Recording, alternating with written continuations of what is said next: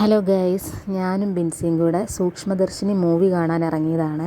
ഈ പോകുന്നത് ഒത്തേമാളിലെ എംപയർ മൂവീസിലോട്ടാണ്. ബേസിലിൻ്റെ കോമഡിയൊക്കെ കണ്ട് നന്നായിട്ട് ചിരിക്കണം എന്ന് വിചാരിച്ചാണ് ഇറങ്ങിയത്. ടിക്കറ്റ് ഓൾറെഡി ഓൺലൈനായിട്ട് എടുത്തിട്ടുണ്ടായിരുന്നു. Per head 60 Saudi റിയാലായിരുന്നു.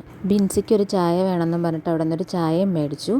ഞങ്ങൾ ഫ്രൈഡേ ആട്ടോ പോയത്, ഈവനിങ് 5:30 PM ഷോയ്ക്ക്.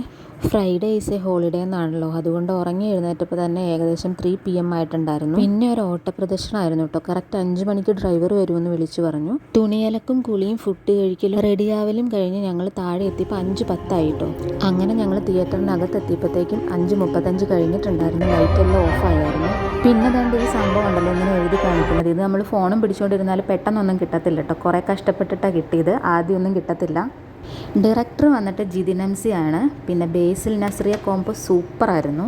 സിദ്ധാർത്ഥ് ഭരതൻ ഇതിൽ നല്ലൊരു വേഷം ചെയ്യുന്നുണ്ട്. ഇതിൽ നസ്രിയയുടെ 3-4 ഫ്രണ്ട്സ് ഉണ്ട്, അവരൊക്കെ തകർത്ത് അഭിനയിച്ചു കേട്ടോ. പിന്നെ നമ്മുടെ മാളൂട്ടി നസ്രിയയുടെ മോളായിട്ട് കിടുക്കാച്ചി പെർഫോമൻസ് ആയിരുന്നു. സിനിമാറ്റോഗ്രാഫി ടെക്നിക്കൽ വൈസ് എല്ലാം അതിഗംഭീരമായിരുന്നു. ഭയങ്കര ത്രില്ലിങ് എക്സ്പീരിയൻസ് ആയിട്ട് ഫീൽ ചെയ്തു. ഓരോ സീൻ കഴിയുമ്പോഴും ഇനി എന്തായിരിക്കും എന്നുള്ള ഒരു ക്യൂരിയോസിറ്റി ഉണ്ടല്ലോ, അത് ഭയങ്കരമായിരുന്നു കേട്ടോ. എക്സൈറ്റ്മെൻറ്റ് കൂടിയിട്ട് ഒരു സീനിൽ ഞാൻ കണ്ണു പൊത്തി. അതിൻ്റെ തൊട്ടടുത്ത സീനിൽ എഴുന്നേറ്റ് നിന്ന് കൈയടിക്കുകയും ചെയ്തു. ഒരുപാട് ആളുകളുടെ ഒരുപാട് നാളത്തെ പ്രയത്നഫലമായിട്ടാണല്ലോ ഒരു സിനിമ പുറത്തിറങ്ങുന്നത്.